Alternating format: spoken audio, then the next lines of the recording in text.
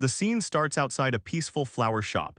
Inside, the boy is surrounded by books and study material, but he is already exhausted. After eating, he tries to continue studying, but his head feels heavy and he can barely focus. The boy gives up and rests his head on the table. He feels dizzy from studying too much. His mother notices him slacking and scolds him, saying he barely worked for a few minutes before getting tired. She compares him to another child who studies harder, which makes him feel even more annoyed and helpless. Since he cannot handle studying anymore, his mother tells him to help with the hanging plants instead. The boy still looks lazy and uninterested, but he has no choice but to listen. He climbs the ladder and starts hanging the plant baskets. His mother reminds him to tie them properly so they do not fall if the wind gets strong. While working, he complains that the plants are simple and only need water and sunlight, so he does not understand why they have to be moved around. While holding one of the plants, the boy starts thinking how comfortable it would be to live like a plant. He imagines a lazy life where he only needs sunlight and water to grow, without studying or doing any difficult. The boy's mother gets worried after seeing how he placed the hanging basket. She tells him it may fall easily and asks him to come down so she can fix it herself. After that, his mother scolds him again for being careless and lazy. She says he always thinks things are simple and never works properly. The boy gets irritated and covers his ears because he cannot handle her non-stop scolding. Later, the boy walks outside with a book in his hand. He feels tired and annoyed because everything was fine at first, but then his mother scolded him again. Now his head hurts even more. While walking, he keeps thinking about how his mother can talk so much without stopping. In his mind, her scolding feels like a plant attacking him again and again, which shows how tired he is of hearing. Suddenly, a potted plant falls from above. The boy is walking below without noticing it, still yawning and holding his book. The plant drops straight toward him and he is about to get hit. The flower pot hits the boy hard and he collapses on the road. People nearby panic when they see him lying there with blood around him and they quickly call for an ambulance. After that, everything becomes strange like a dream. He sees himself happily eating dinner with his parents, enjoying his mother's food. But suddenly the food tastes like dirt and he becomes confused and then he wakes up in a dark place. He cannot understand where he is, but the smell feels oddly nice.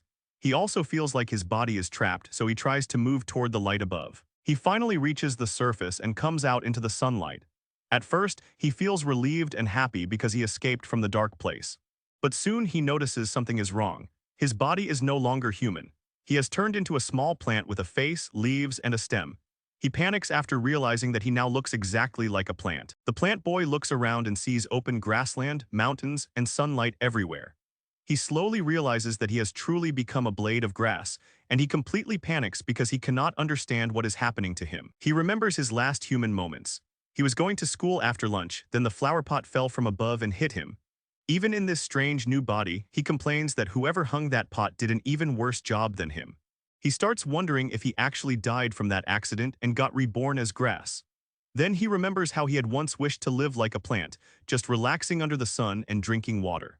Now that wish has somehow become real. He cannot believe that his casual wish really came true. He cries and begs to be changed back into a human because being a plant is not what he truly wanted. Then he suddenly thinks about web novels where reborn main characters usually get a system and special powers. But when he waits for a system notification, nothing happens. Instead, he notices a scary tree-like monster nearby, and he becomes even more worried because he has no system to help him. The plant boy keeps calling for a system again and again, but there is no response. After waiting for a long time, he gets frustrated and accepts that no system is coming. Still, he decides to start living in this new world somehow. A week passes and he realizes he is just an ordinary plant, not a special grass with powers. The only good thing is that he is not completely useless grass, but the bad thing is that he has been reborn as a small flower-like plant instead of a human. He tries to stay positive and chooses a good spot with black soil. The soil feels rich and full of nutrients, so he thinks he can grow well there. But soon he notices that many other plants are around him, all fighting for space and sunlight. He looks up and realizes the taller plants are blocking the sunlight. He gets annoyed because all of them are plants, yet they are still competing like students trying to be first in class. He complains that they should all relax instead of pushing each other. This reminds him of his school life, where everyone rushed to answer questions and get ahead. Back in the present, the other flowers crowd around him and block his sunlight. He gets angry and tells them to move aside because he needs sunlight too. The plant boy pushes through the surrounding leaves and finally gets a clear spot where sunlight reaches him. After struggling so much, he feels relieved because he can finally enjoy the sun. Then he notices a strange animal standing nearby. At first, he thinks it is a wild horse, but it looks more like a fluffy alpaca. Since he never got to visit the zoo much in his past life, he becomes curious and thinks the creature is kind of cute. He suddenly remembers that this kind of animal eats grass and plants. His mood changes fast, and he starts worrying that the animal might eat him too. The alpaca opens its mouth and comes closer with a scary face.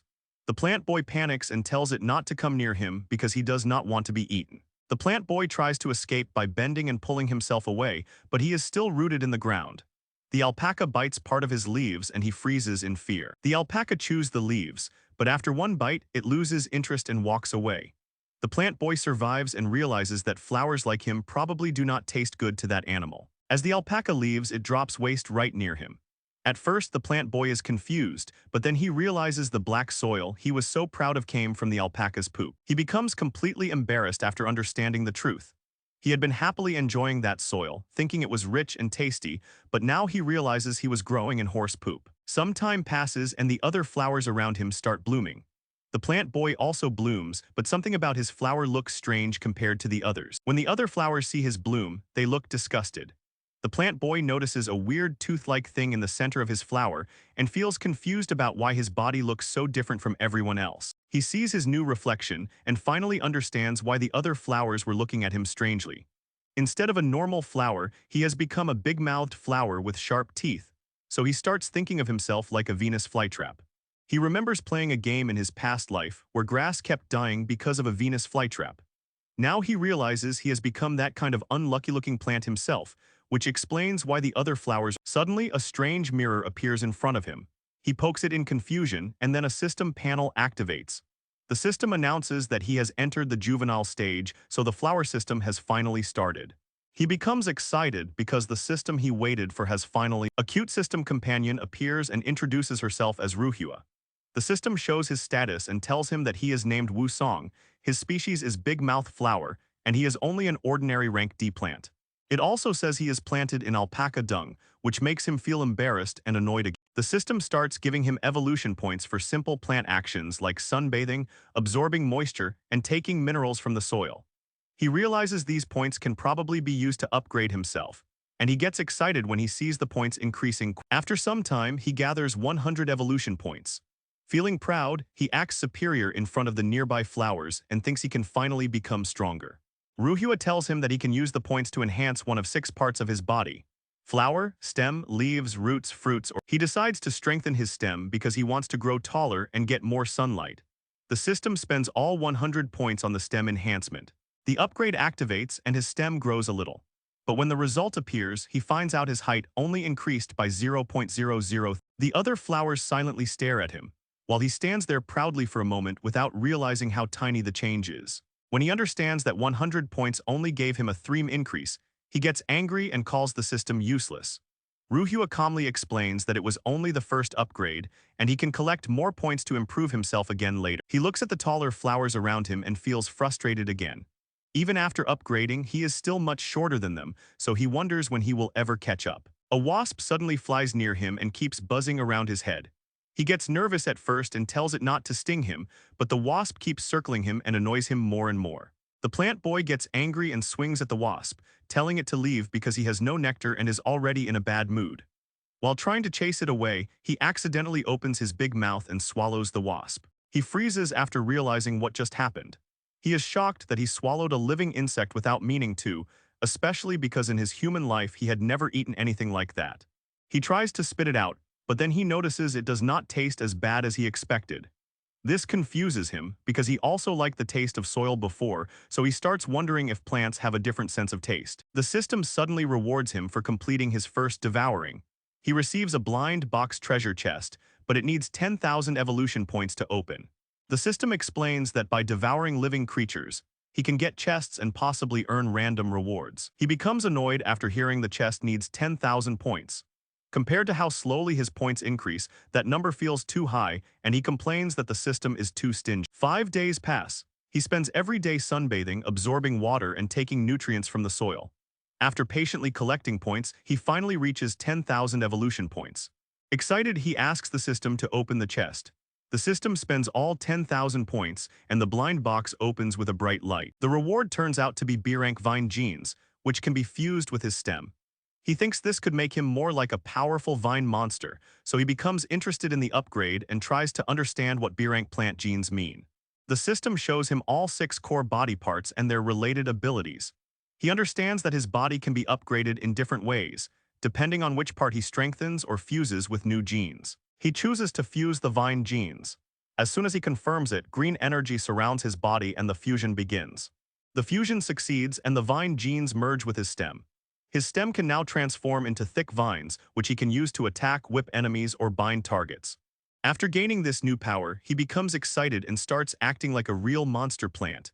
With glowing eyes and moving vines around him, he proudly wants to be called a tentacle monster now. After getting the vine power, he tests it happily.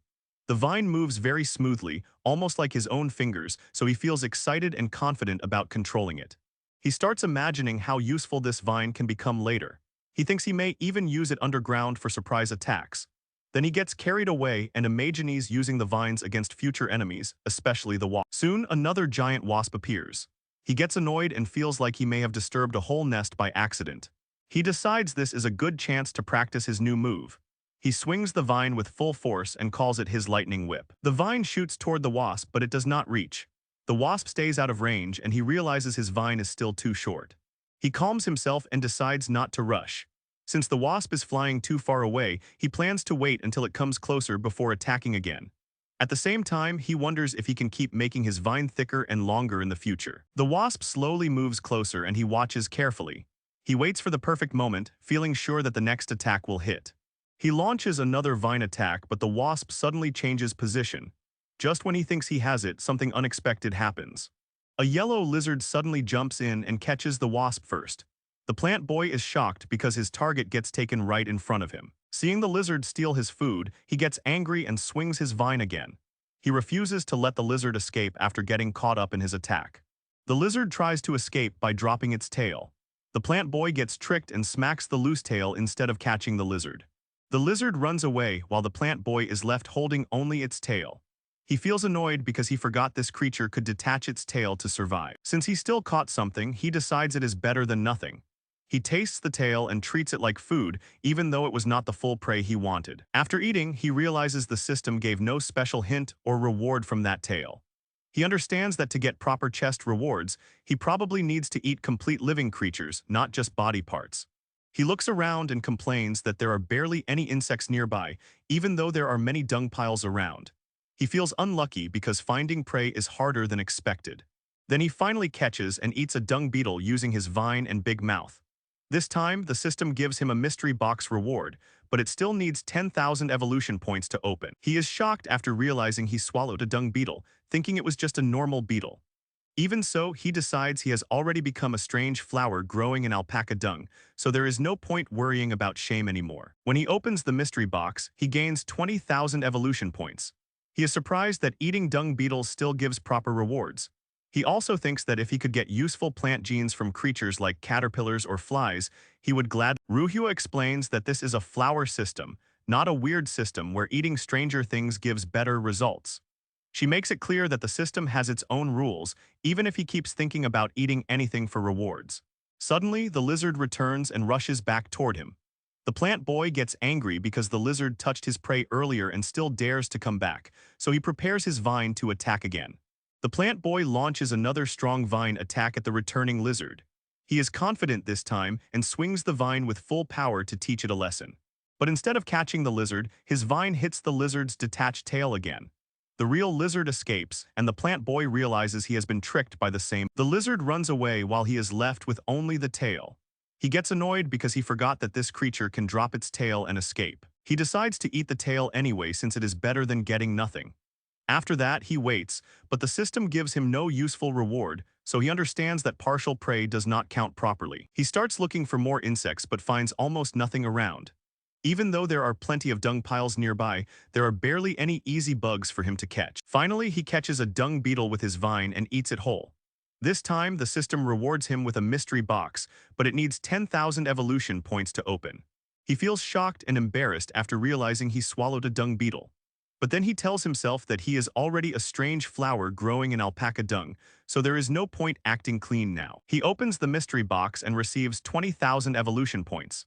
He feels relieved because even though the prey was disgusting, the reward is. Ruhua explains that his system is still a flower system, not a strange system where eating weirder things gives better rewards. She reminds him not to misunderstand how it works. The lizard comes back again, rushing toward him. The plant boy gets angry because it already stole his prey once and now it dares to He prepares his vine and gets ready to attack the lizard properly this time. He wants to deal with it before it can trick him again. The giant toad keeps pulling him out of the ground with its tongue, and the pain becomes unbearable. Ruhua feels like his whole body is being torn apart, and for the first time, he truly understands how painful it is for a flower to be ripped from the soil. As he suffers, a memory suddenly comes back to him. He remembers how, in his past life, he sometimes damaged wildflowers in anger, and now he wonders if this pain is his punishment for what he once did. The toad almost uproots him completely, and Ruhua starts to panic. He thinks that once he leaves the soil, he will probably die very quickly, and he feels like his second life is about to end just like the first one. At that moment, the small yellow lizard appears again and climbs onto the giant toad. Even the toad becomes confused and cannot understand why that little lizard has suddenly come back. Then the lizard makes a strange gesture, as if telling Ruhua to stay quiet. Ruhua is shocked that the creature seems smart enough to communicate, and he starts wondering what kind of strange world he has entered. Without wasting time, the yellow lizard jumps right onto the toad's face. It moves fast and fearlessly, landing directly on top of the much bigger monster. The little lizard suddenly attacks the toad's eye, and blood bursts out. The giant toad is caught off guard, while Ruhua stares in shock at how such a small creature could hurt that huge enemy so bad. The toad loses control and crashes backward, throwing the lizard away in the chaos. Ruhua quickly recovers from his shock, and instead of wasting the chance, he prepares to fight back. This time, he uses his stronger vine ability and turns it into thick, tough vines. He wraps those heavy vines around the injured toad, trying to hold it down before it can recover. Now the fight completely changes. The toad is wounded and restrained, while Ruhua finally gains the upper hand and prepares to press his attack before the monster can escape again. Ruhua finally fights back with all his strength. He swings his thick vine like a giant whip, lifts the huge toad into the air and slams it around so hard that the whole ground shakes. The toad is left spinning and completely dazed. Its eyes lose focus, its body goes limp for a moment, and Ruhua can tell that his attack has hurt it badly. A moment later, the toad crashes down hard into the dirt. Ruhua watches closely, still tense, because he is not sure yet if the monster is really finished. But the toad is not done. Even while injured, it suddenly turns and runs away at high speed, escaping before Ruhua can stop it. Ruhua gets annoyed, but he can only watch it flee. After the danger passes, Ruhua lets out all the fear and frustration he was holding in. He complains that being a flower is far too fragile, almost cost him his life, and he starts wondering again if there is any way for him to return to. Then the small yellow lizard comes back. Ruhua first thinks it has come to ask for forgiveness after bringing the toad here, but the little guy surprises him by going straight to the soil around Ruhua's roots. The lizard starts digging and pushing the dirt back into place around Ruhua. Only then does Ruhua understand that the little creature is actually helping him get settled back into the ground after the fight.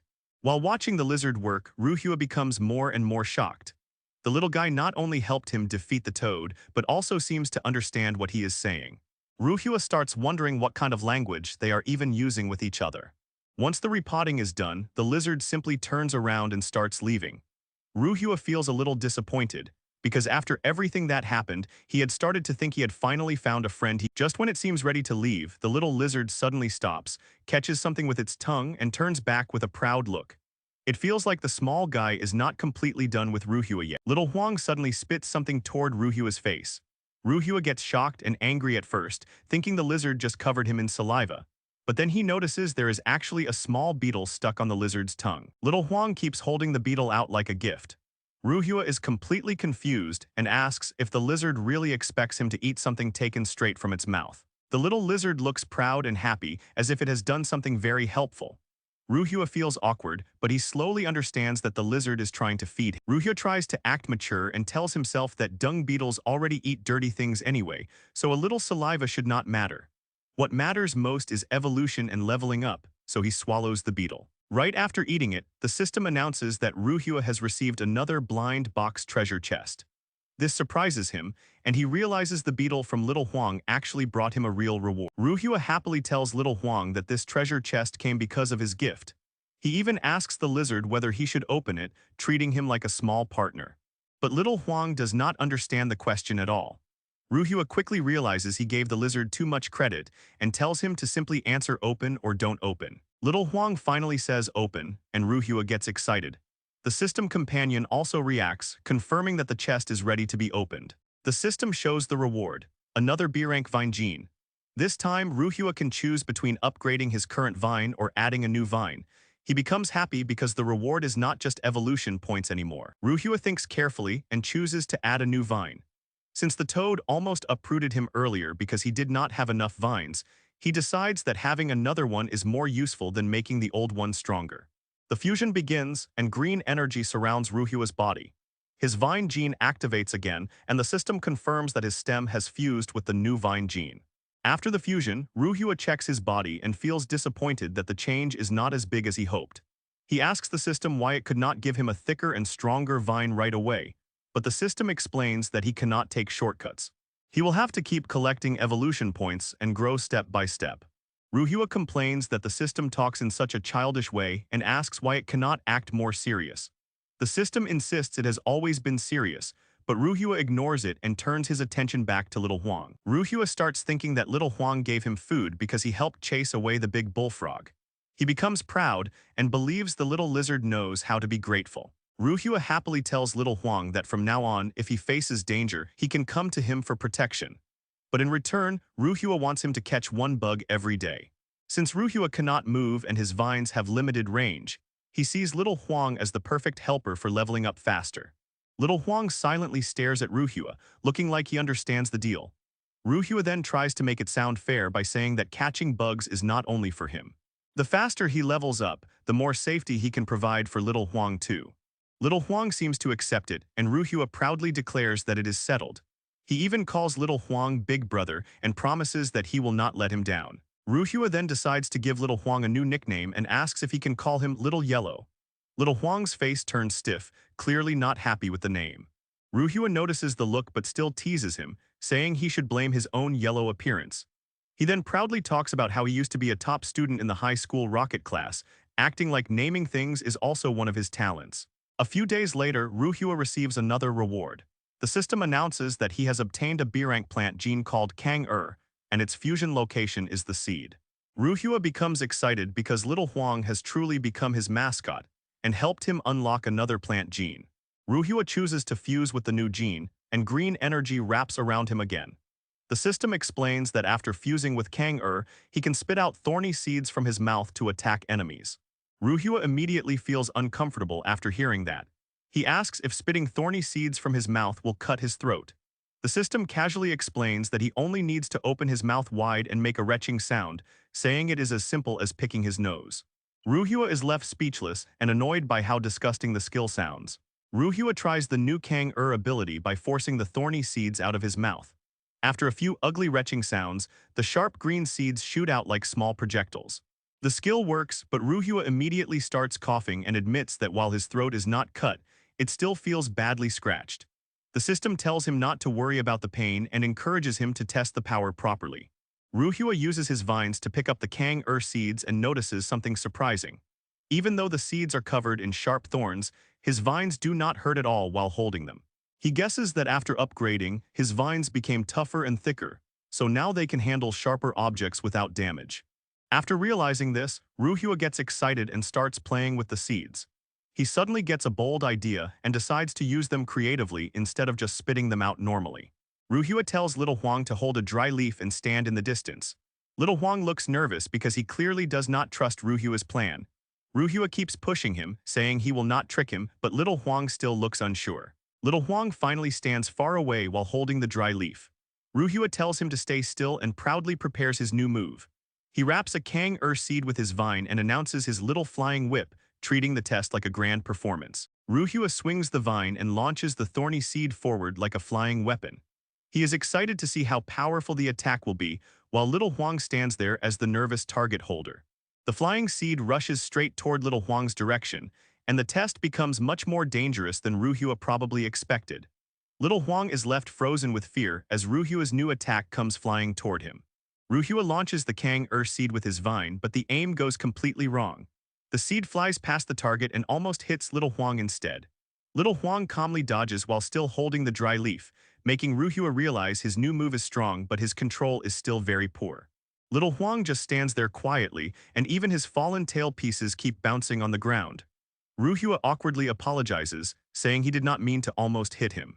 But Little Huang gives him a cold, disappointed look, showing he clearly does not believe it was safe. Ruhua gets annoyed by Little Huang's judging face. He angrily says Little Huang is looking down on his big brother, and then he tries again with more force. This time, he swings many vines and shoots several Kang-er seeds at once. The attack cuts through the air, but Little Huang still looks calm and unimpressed. The seeds fly around him and miss the real target again. Instead of being scared, Little Huang silently watches like Ruhua's accuracy is embarrassing. Ruhua imagines himself as an outstanding master, but the result is far from perfect. He admits his accuracy is still bad, but he comforts himself by thinking that with enough practice, he will surely improve one day. A few days pass. Little Huang begins using his tongue to catch small insects and bring them back. He even bumps into trees while hunting, but he keeps trying. Ruhua waits for food, already getting used to depending on Little Huang for bugs. Little Huang finally returns with a small insect in a bowl-like leaf. Ruhua is hungry and immediately eats it. He wonders why Little Huang has not come sooner, showing that he has already started treating him like his personal food helper. Ruhua is very hungry and wonders why Little Yellow has not returned yet. Even after becoming a plant, he still feels hunger like before. Just then, he notices Little Yellow coming back with a bowl, and he feels happy because food has finally arrived. Little Yellow brings water in the bowl instead of bugs. Ruhua first praises him for being smart enough to use the bowl, but then Little Yellow suddenly spits out a pile of insects mixed with saliva. Ruhua is shocked and tells him that next time he should use tree bark to carry bugs because it looks cleaner. After eating a green-headed fly, Ruhua gets another blind box from the system. The system asks if he wants to open it, but Ruhua refuses for now. He decides to save it for later because his land is too dry and he wants Little Yellow to bring water first so he can grow. Ruhua sends Little Yellow to fetch water and continues thinking about improving his condition. He knows the place is barren, so water is more important than opening the reward box right now. Little Yellow quietly listens while Ruhua plans his next step. Ruhua focuses on growth before rewards. Instead of wasting time with the box, he wants to use Little Yellow's help to survive and become stronger. For now, their small team continues with one goal. Collect food, bring water, and help Ruhua grow faster. Ruhua enjoys being fed by Little Yellow and feels that this relaxed life is exactly what he wanted. After eating, he continues training his new Kang-er ability and fires the thorny plant balls using his vine like a slingshot. Little Yellow stands in front with two dry leaves and tries to block the flying shots. The thorny balls fly past him from different sides, but he calmly dodges them. Ruhua keeps shooting again and again, using this as practice. Ruhua misses the target again, but he does not get upset. He tells himself to keep practicing because he has plenty of time. Then he asks Little Yellow to gather all the Kang-er balls scattered around the field. Little Yellow starts collecting them, but while moving through the bushes, he suddenly notices a huge toad nearby. The toad is watching from the trees, and Ruhua quickly warns Little Yellow to be careful. Before Little Yellow can react properly, the toad's long tongue shoots out and wraps around him. Little Yellow is holding the Kang-er balls tightly, but the tongue pulls him straight into the toad's mouth. Ruhua freezes for a moment as he sees Little Yellow being swallowed. Then his eyes widen in shock, and he screams Little Yellow's name with full panic. Ruhua is terrified because Little Yellow has been taken by the huge toad right in front of him. The relaxed mood completely disappears, and now Ruhua has to find a way to save his little partner. Little Yellow is now inside the toad's mouth, completely scared and trapped between the sticky walls. Even in that situation, he still holds the Kang-er tightly, but the spikes hurt him and make the situation The huge toad suddenly feels something wrong inside its mouth. Because Little Yellow is holding those thorny Kang-er balls, the toad cannot swallow him easily. It opens its mouth wide and spits Little Yellow out again. Ruhua is shocked at first because Little Yellow comes back out alive. He wonders why the toad spat him out so quickly, then realizes that the Kang-er must be the reason. Little Yellow flies out while still holding the thorny balls. The toad is also forced back by the pain, and Ruhua finally understands that those Kang-er balls can be used against it. Ruhua remembers that toads spit out poisonous or uncomfortable things. Since Little Yellow is carrying the Kang-er, the toad cannot keep him in its mouth. Ruhua quickly tells Little Yellow to come back with the Kang-er. Little Yellow stands in front of the toad while holding the Kang-er. The toad looks annoyed, and for a moment both sides stop moving. Then the toad's eye changes, showing that it has been. The toad suddenly becomes stiff and petrified for a moment. Little Yellow is still in front of it, nervous but safe, while the toad's body reacts strangely to the Kang-er. The toad tries to attack again, opening its mouth wide. Ruhua gets angry and decides he will not let the same thing happen twice. His vines rise up with strong energy, ready to fight back. The toad shoots its tongue again, but Ruhua is prepared this time. He uses his upgraded vines to block and control the attack, showing that he has already become much stronger than before. Ruhua proudly realizes that his vines are now longer, thicker, and stronger. He uses them to stop the toad's movement and prepares to punish it for trying to swallow Little Yellow again. The toad struggles hard, but Ruhua's upgraded vines hold it tightly. The toad is shocked because the vines are no longer weak like before. Ruhua pulls the toad up and slams it down with force. The ground breaks apart and the toad finally starts losing control of the fight. The toad becomes dizzy and scared. Ruhua does not stop there. He lifts the toad again and starts teasing it with a math question, acting as if he is teaching it while beating it. Before the toad can even answer, Ruhua declares it wrong and smashes it down again. Kang-er balls scatter everywhere, making the toad suffer even more. Ruhua gets angry and keeps attacking. The toad is thrown around by the vines, while Little Yellow stands nearby holding the thorny Kang-er, looking nervous. The toad is now hanging from the vine and cannot bounce back like before. Ruhua realizes that his vines are strong enough to control even such a big enemy. Ruhua feels proud after taking down the huge toad. He admits that without the Kang-er, it would have been hard to swallow such a big enemy. Then he calls Little Yellow to share the reward. Little Yellow is scared at first, but the moment food is offered, he quickly eats it. Ruhua also eats some parts of the toad and wonders if the system will give a reward for eating separate. The system finally gives rewards and announces 2 blind boxes for defeating and eating the big bullfrog. Ruhua is excited because this time he gets more than 1 box. The system explains the rule. To get a box, the creature must be defeated by the host and then eaten. Small creatures that can be swallowed in 1 bite give a box for sure, but bigger creatures depend more on chance and luck. The system gives another blind box for eating the big bullfrog. Ruhua stares at the reward in surprise, while the system fairy also looks annoyed by the result. More treasure boxes appear in the air. Ruhua becomes excited and proudly thinks his luck must be very good because after only a few bites, he has already received 3 boxes. The system fairy mocks him and says with good luck, he could get 1 box with every bite. Ruhua gets irritated by the fairy's teasing, but soon he becomes too full to continue eating. He lies on Little Yellow's belly, completely stuffed and unable to take another bite. Ruhua suspects the system is doing this on purpose, but the fairy explains that the boxes depend on his luck. Ruhua refuses to open the boxes for now because he still has a lot of food left to deal with. Ruhua realizes that if the leftover bullfrog meat stays there, it will attract dangerous predators. Since he and Little Yellow are too weak to face bigger animals directly, Ruhua suddenly gets an idea to handle the problem. Ruhua comes up with a smart plan.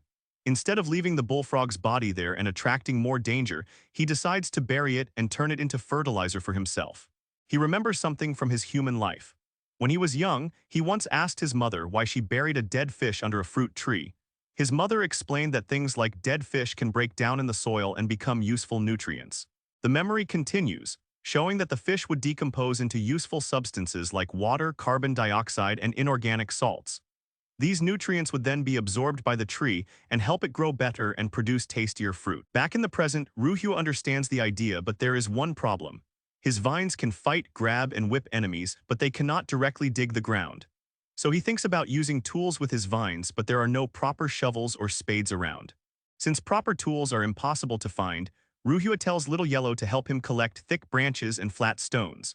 Little Yellow looks confused when Ruhua starts wrapping vines around his head, but Ruhua is clearly trying to create a simple digging tool from whatever they can find. Ruhua watches Little Yellow run off to help and wonders if it really understood his instructions. After a while, Little Yellow comes back with some branches and a stone, showing that it at least tried to help. Little Yellow proudly presents what it found, but Ruhua quickly sees a problem. The branch is too thin and weak, so it snaps easily and cannot be used as a proper tool. Ruhua then checks the stone, but that is wrong too. It is just soft dirt clumped together instead of a hard, thin stone, so Little Yellow quietly stands there after getting corrected again. Little Yellow keeps trying, but every new item is still wrong. It brings useless grass, a dirty lump with a stone under it, and even a huge tree trunk, making Ruhua realize that Little Yellow really does not understand the difference between what is needed and what is not. Feeling tired, Ruhua admits to himself that he expected too much from Little Yellow's intelligence. But right then, something suddenly drops nearby and catches his attention. When Ruhua looks closely, he finds that it is actually a broken arrow. Even though it is rusty, he can tell it was carefully made, which makes him realize that there may be intelligent beings in this world who know how to use tools and metal. Ruhua studies the broken arrow and also notices a sharp piece of bone. He immediately understands that both items can work as weapons, and he feels more confident because now he has something that could help him fight if another big toad appears. This time, Ruhua finally praises Little Yellow since these new finds are actually useful. He gives the bone to Little Yellow, keeps the broken arrow for himself, and starts teaching Little Yellow how to use the tool properly for digging. Working together, they manage to dig a deep pit. Once it is ready, Ruhua tells Little Yellow to drag the uneaten remains of the big bullfrog into the hole. After that, they cover the pit well, and Little Yellow even stomps the soil down firmly. Ruhua checks the area and feels relieved because the bloody smell is gone now, which means carnivores should not be drawn there anymore, though he is also surprised that he can even sense smells as a plant. Ruhua notices that he is slowly gaining evolution points from sunlight, moisture, and minerals in the soil. But the progress feels too slow, so he remembers the 3 treasure boxes he still has not opened. Ruhua asks the system to open the boxes. The system shows all 3 boxes and even numbers them properly, then asks which one should be opened first. Ruhua cannot decide, so he asks Little Yellow to choose. Little Yellow simply thinks for a moment and picks number 2. Ruhua follows Little Yellow's choice and opens the second box. Luckily, it gives him a B-rank plant gene called Thorn, which can be fused with his stem. Ruhua becomes happy and calls Little Yellow lucky. Without wasting time, he chooses to fuse the Thorn gene into his stem. The fusion begins and Ruhua's vines transform. They become thicker and stronger, with sharp thorns growing all over them, turning him into a much more dangerous plant. Ruhua tests his new thorny vines and is excited by their power. He realizes that this is no longer just a normal vine whip, but a sharp and powerful attack that can seriously hurt an enemy. Seeing how strong the new skill is, Ruhua feels much safer. He then asks Little Yellow to pick between the remaining first and third boxes, and Little Yellow chooses number 3. After opening the remaining boxes, Ruhua only gets evolution points instead of another skill. He is a little disappointed, but he still accepts it because his current defense has already improved a lot with Kang-er, thorn vines, broken arrows, and bone weapons. Ruhua continues training Little Yellow and tells him to keep running. But suddenly, another huge bullfrog appears behind Little Yellow, closing in fast while Ruhua urges him to hurry. Ruhua decides to test his new thorn vines properly. He wraps the big toad tightly with the glowing thorny vines, and the spikes cut into it while the toad struggles hard. Ruhua slams the toad down with his vines and completely controls it. After dealing with the danger, he cuts the toad meat into pieces and happily calls Little Yellow to eat. Little Yellow and Ruhua both eat until they are full. Because Ruhua devoured the green toad, the system rewards him with several blind boxes, and Ruhua starts thinking that hunting bigger creatures can give him better rewards. Ruhua is so full that he burps, but he is also excited because he got 5 boxes this time. He decides to open the middle box first. The middle box opens and gives him a new B-rank plant gene called Sweet Potato. Ruhua gets another useful plant gene, which means he may gain a new ability after fusing. Image 156. After getting another box, he checks the new reward and sees that it is a B-rank Sweet Potato gene. The system shows that this gene can be fused with his roots, so he starts thinking about whether it will be useful or not. He asks the system what benefit this sweet potato gene has. The system explains that instead of waiting for leftover food to slowly rot in the soil, this gene will let him quickly break down food and turn it into nutrients stored inside his roots. At first, he feels that storing nutrients in roots sounds useless, because he is thinking more about eating sweet potatoes directly. But the system explains that these stored nutrients can help him survive when there is no food, water, or minerals. And most importantly, they can help him heal faster. After hearing that it can heal injuries, his attitude changes immediately. He imagines it like having a health potion, and now he becomes excited to fuse the gene as quickly as possible. He starts the fusion, and green energy surrounds his body. After the fusion finishes, the system confirms that the sweet potato gene has fused with his roots. Now he can quickly convert food into nutrients and store them inside his roots, but after checking himself, he wonders if anything has actually changed. The system tells him that if he cannot finish eating the green toad, he should control his roots and store the remaining food. He tries to focus his mind on the idea of storing food, but at first he looks unsure because he has never used his roots this way. After repeating the thought in his mind, he finally starts to feel a response from his body. His roots move toward the toad and begin wrapping around it, showing that the sweet potato gene is. Soon, the roots pull the leftover food into the soil and start breaking it down into stored nutrients. He realizes this ability is very useful because now he does not need to dig holes or worry about leftover food attracting dangerous animals. The system tells him that with more practice, controlling the roots will become as easy as controlling his vines. After hearing this, he also thinks about using the stored nutrients like a healing item during future. He imagines that after more upgrades, the stored tubers could work like extra lives and improve his survival. But before he can relax, a red snake suddenly appears and attacks. The snake rushes in with its mouth wide open, but he quickly blocks it with his thorny vines. The new thorns stop the snake's movement and keep it from biting him directly. The snake struggles and tries to bite again, but the thorny vines hold it back. He keeps controlling the vines tightly and forces the snake away, showing much better defense than before. Then Little Yellow jumps in from above with the sharp bone tool. Both of them work together, and the snake gets caught between the thorny vines and the attack from Little Yellow. After a hard clash, the snake is finally taken down. He feels satisfied because Little Yellow learned from the earlier fight and attacked the snake's weak point at the right time.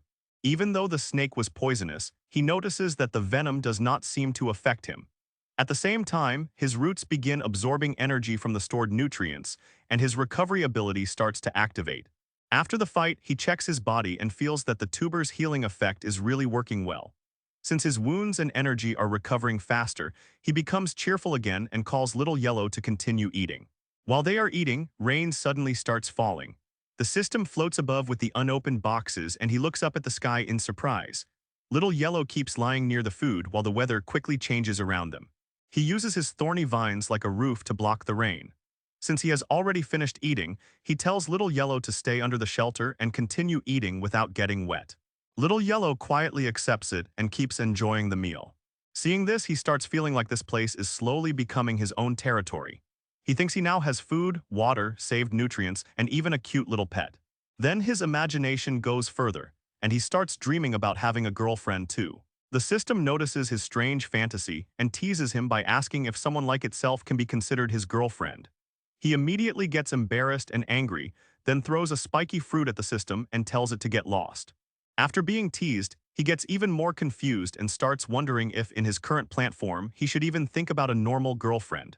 The system makes fun of him for daydreaming so soon after settling down, and he can only stay silent in embarrassment. Time passes quickly, and he has now become more used to living as a talking plant.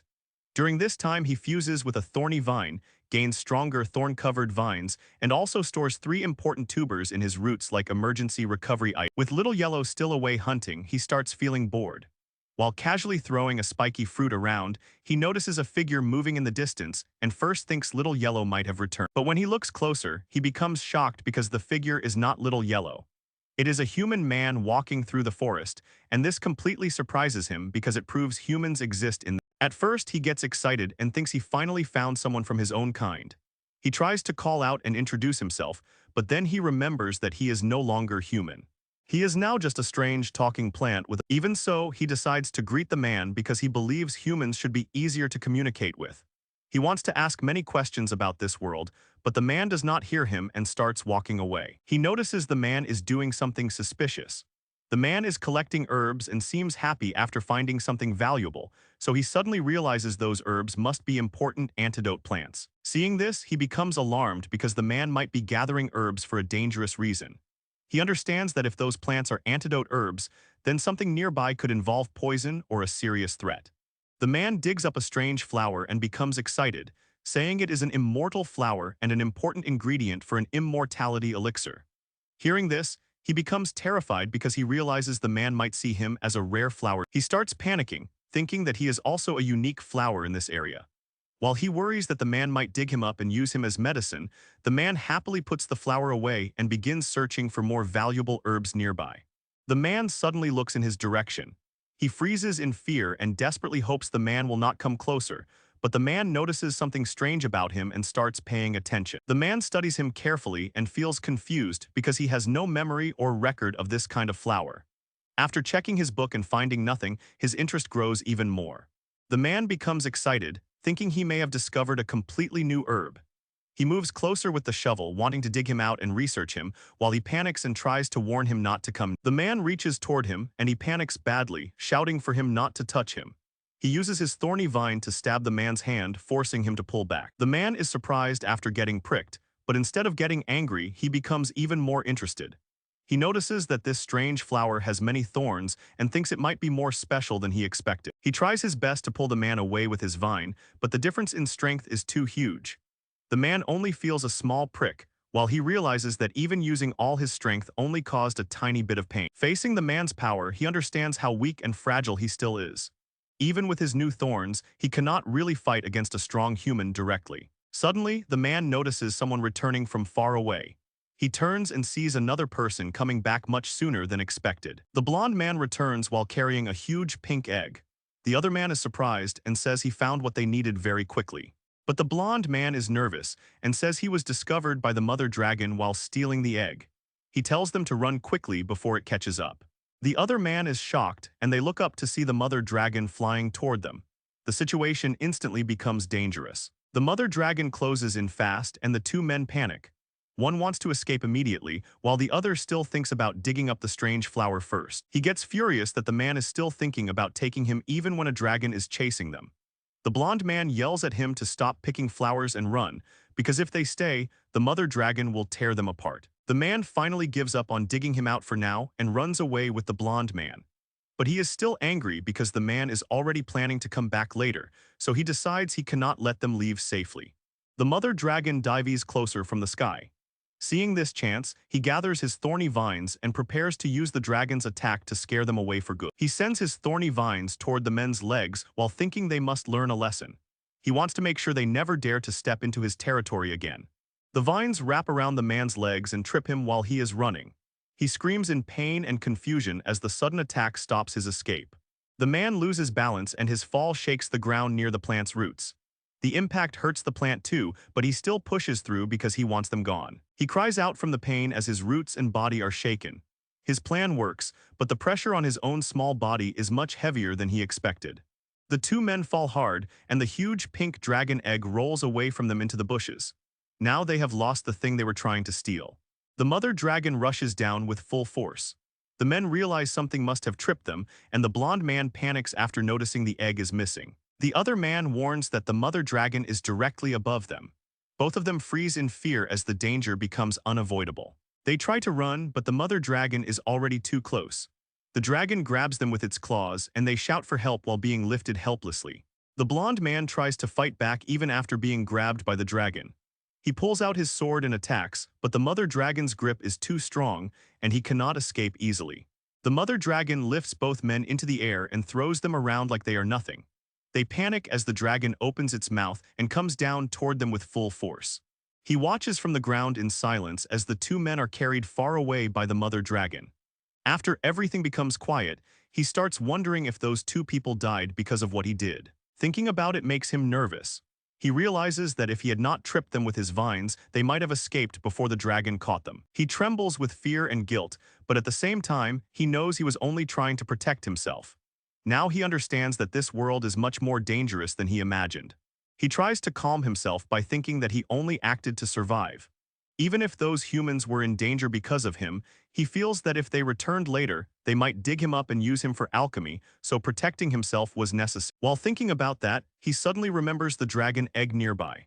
Now he becomes worried that when the mother dragon comes back, she may step on him because the egg is too close to his body. Just as he worries about it, the mother dragon flies back at high speed. The wind from her movement shakes the area, and he realizes she is returning much faster than expected. But then the mother dragon suddenly flies past him and leaves. He is shocked because she seems to have forgotten about her own egg. Seeing this, he shouts after her in frustration. He wonders if this is her first time being a mother because she only cared about attacking enemies and left the egg behind. He decides to remove the thorns near the dragon egg, but the egg is too far for his vines to reach. So he turns to Little Yellow and asks him to push the egg closer. Little Yellow tries pushing the huge egg, but it is too heavy for him. He struggles with all his strength, but the egg barely moves. After seeing that, he changes the plan. He tells Little Yellow to find rocks and thick branches, then explains that they can use leverage to move the egg. Little Yellow brings the rock and log, then starts trying to push the egg again using the method he was shown. It is still difficult, but he keeps trying. Little Yellow struggles hard while holding the branch and pushing with all his strength. He looks exhausted, but he does not give up, and he keeps working to move the dragon egg closer. Little Yellow finally manages to use the branch and stone properly. The dragon egg rolls forward a little, and he quickly celebrates because the plan worked. After that, he wraps the egg with vines to keep it in place. But now a new problem appears. The egg is too big to swallow, and he does not know what to do with it. He thinks about breaking the egg, but that would only make everything spill out and become useless. He also worries that if the egg stays here too long, its smell may attract more dangerous creatures. He considers absorbing it with his roots, but his root storage is already full. While he is stuck thinking, he suddenly hears a cracking sound. He looks at the egg in shock and realizes the shell has started to break. He imagines that a small baby dragon might come out of the egg. But before he can understand what is happening, the egg cracks open with a bright burst of light. The egg finally hatches, but instead of a normal baby dragon, a tiny dragon girl comes out crying loudly. He is completely confused because she already looks like a little child and is even wearing a small belly band. The baby keeps crying and he tries to understand what she really is. He notices her small dragon horns and tail, so he guesses she must be a baby dragon girl. Since he himself became a talking flower, he decides this kind of strange thing is not. The baby dragon girl starts biting the broken eggshell. He quickly realizes she is not trying to eat random stones, but the shell from her own egg. He remembers that in fantasy stories, baby dragons often eat their own eggshell after hatching. The baby dragon girl keeps chewing the shell pieces calmly, while he watches and tries to make sense of it. After eating some shell pieces, the baby dragon girl sits there quietly, but then she starts acting strangely. She picks up another large shell piece and suddenly throws herself backward with it. Seeing her strange behavior, he feels even more speechless. The baby dragon girl keeps crying and moving around with the shell, and he starts wondering if the first dragon born from this egg might actually be a little fool. The baby dragon girl finally calms down a little and looks around while asking for more eggshell. He faces her carefully, still confused by how innocent and strange she is. Then she suddenly smiles and runs toward him while calling him her mother. He freezes on the spot, unable to understand why she is treating him like the first person she should depend on. He remembers hearing that some animals treat the first living thing they see as their parent. But this only makes him more troubled, because even if he is now a plant, he still sees himself as a man. The baby dragon girl keeps calling him mother and happily hugs him. He tries to deny it, but she holds him tightly, and he quickly realizes her strength is far beyond what her small body suggests. She hugs him so hard that his roots and body start getting pulled from the ground. At first, he complains and tells her to stop, but when she refuses to let go, he gives up and tells her she can call him whatever she wants as long as she stops uprooting him. The baby dragon girl finally loosens her grip after understanding that she was hurting him. He is relieved to know she can understand his words, but then she suddenly turns toward Little Yellow. The baby dragon girl happily hugs Little Yellow and starts calling him daddy. He becomes speechless, realizing this situation has now turned into a strange family mess. He tries to explain that he is the dad, not the mom, and Little Yellow is not her dad either. But the baby dragon girl only stares at him with confusion, while Little Yellow looks completely uncomfortable. The baby dragon girl quickly changes and starts calling Little Yellow a puppy instead. Seeing this, he thinks she is actually clever because she changes her words as soon as she hears his correction. Then he asks her who he is, hoping she will answer properly. But she simply reaches toward him and calls him mommy again, then says she is hungry, making him even more helpless. He gives her the bugs he had saved as food. The baby dragon girl happily eats all of them without hesitation, while he gets angry because that was supposed to be his own ration. After finishing everything, the baby dragon girl leaves nothing behind for him. He can only complain in silence, but soon she gets sleepy and starts yawning. The baby dragon girl falls asleep right in front of him, still mumbling for her mother. He watches her with mixed feelings, unable to believe that he has suddenly become a father figure. He looks at the sleeping baby dragon girl and wonders why the situation has turned into this. Her loud crying soon begins again because she is still hungry, and he has no choice but to comfort her. He gently tells her not to cry and promises to send Little Yellow to find food. Then he turns to Little Yellow and asks him to help get something for their little girl, while Little Yellow silently accepts the task. He tries to calm the baby dragon girl by telling her that Little Yellow has gone to find food. But after dealing with her crying, he feels completely exhausted and realizes that being treated like a father is harder than he expected. Soon, many bugs are brought back as food. The baby dragon girl happily eats them one by one and enjoys the taste, while both he and Little Yellow watch helplessly. He asks her to leave some for him too, but she keeps eating. Even after eating so many bugs, the baby dragon girl still cries that she is hungry. He gets annoyed because neither he nor Little Yellow even got a bite, but she still acts like she has not eaten anything. After a while, more bugs are gathered again. He and Little Yellow both look tired and uncomfortable, but he still reminds Little Yellow that the food is not for them. Everything must be saved for the little girl. Seeing Little Yellow hold only one bug, he understands how tired Little Yellow must be after catching so many. Even though he is hungry too, he decides not to eat either and keeps everything for the baby dragon girl, accepting the strange responsibility of being a parent. The baby dragon girl keeps eating bugs happily, and he starts wondering if she is really a dragon or more like a bird. Her appetite keeps growing, and he feels worried that feeding her every day will completely exhaust him and Little Yellow. Little Yellow gets an idea to use bait and catch a big toad for food, but he quickly rejects it because a big toad sounds too dangerous. Little Yellow still thinks using thorny fruits as bait is fine, while he warns him not to be careless. He watches the baby dragon girl eating again and sighs that raising a child is truly difficult. He even starts remembering his own mother and finally understands how hard parenting must have been for her. Little Yellow suddenly returns quickly, but he did not bring a toad. Instead, he is being followed by a swarm of hornets.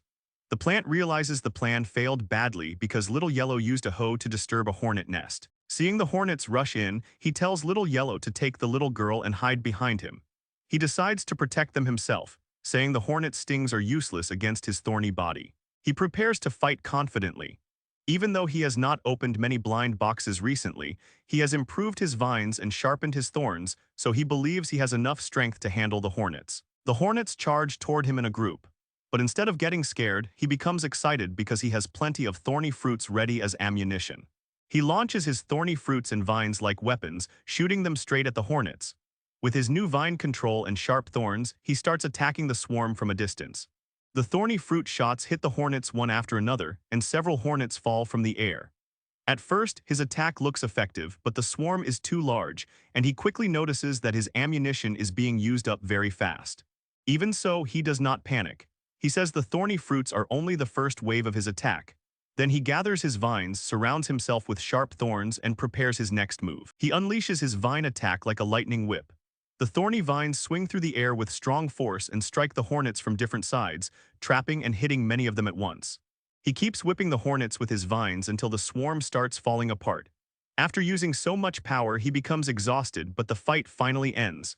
The ground is covered with defeated hornets, and he feels relieved. After the battle, he is completely tired and breathing heavily. He looks at the fallen hornets around his vines and feels that the trouble is finally over, at least for now. After seeing the flower defeat the hornets, Little Yellow and the baby dragon become very excited. They happily praise him, while he still looks tired and a little embarrassed from suddenly being treated like a great father. The flower then tells Little Yellow to collect the fallen hornets and leftover thorn fruits from a safe distance.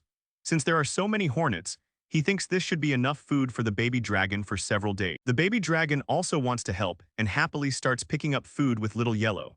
The flower watches them work together and feels relieved because the food problem seems solved for now. They gather a huge pile of hornets, and everyone enjoys a satisfying meal after half a month of struggle. The flower feels happy that they finally have enough food to eat properly. But while watching the baby dragon eat, the flower realizes that bugs alone are not enough for her growth. He starts thinking like a real parent and decides she needs meat now, not just insects. The flower uses Little Yellow as bait to lure a large toad closer. Little Yellow stands in the open while the toad suddenly appears with its long tongue, ready to attack him. Little Yellow stays calm and tricks the toad with a confident move. Just as the toad attacks, the flower's sharp vines shoot out and trap it tightly before it can catch Little Yellow. The thorny vines wrap around the toad and finish it off quickly. The flower is pleased because after upgrading his vines, he can now catch meat without destroying it too much. The flower proudly says their food has been upgraded from bugs to meat. He feels stronger again and thinks the new vine ability is very useful because it can catch prey fast and cleanly. Little Yellow helps cut the meat into pieces, and the baby dragon eats happily. Seeing her enjoy the food, the flower feels satisfied, even though raising this little dragon is becoming more and more difficult. As more days pass, Little Yellow keeps luring different predators into the flower's area. The flower uses himself as bait, catches them with his thorny vines, and slowly gathers more food. But he also worries that Little Yellow is always risking his life, and may one day really get killed. The baby dragon is growing very fast. In only about a month, she already looks like a small child, and her appetite has grown even bigger. The flower realizes that small animals are no longer enough to fill her stomach. The flower catches a large frog with his vines, but he does not let Little Yellow eat it yet. He wants to use the frog as bait to attract even bigger prey because they need stronger food sources now. The frog is left there as bait, and soon something dangerous appears from the bushes. A black mountain cat with glowing red eyes comes rushing toward the frog, clearly attracted by the smell of food. Seeing the mountain cat appear, the flower understands that his plan worked. But this prey is much stronger than the animals they caught before, so now he has to be very careful if he wants to turn it into food for the baby dragon. The black mountain cat jumps onto the frog and bites it, thinking it has found easy food. The frog is helpless under it, while the cat is fully focused on eating and does not notice the trap around it. The cat keeps biting the frog and refuses to let go. The flower watches from nearby and keeps the frog moving with his vine, using it like live bait. The frog's soul almost seems to leave its body from fear and pain. Once the cat is fully caught in the trap, the flower quickly pulls it up with his thorny vines. Little Yellow watches as the flower swings the frog around, still planning to use it to attract even more prey instead of eating it right. The cat bites down hard and refuses to move, but the flower's trap works. The cat and frog both end up captured, and the flower proudly shows Little Yellow that using bait is a good method. The flower happily tells Little Yellow that this time they caught two prey at once. He thinks their little girl, Little Yellow, and even he himself can finally have a good meal today. But before they can enjoy the food, a large eagle appears from the sky. It suddenly dives down, grabs the black cat, and flies away with it. The flower is shocked and angry because another predator has stolen their hard-earned food.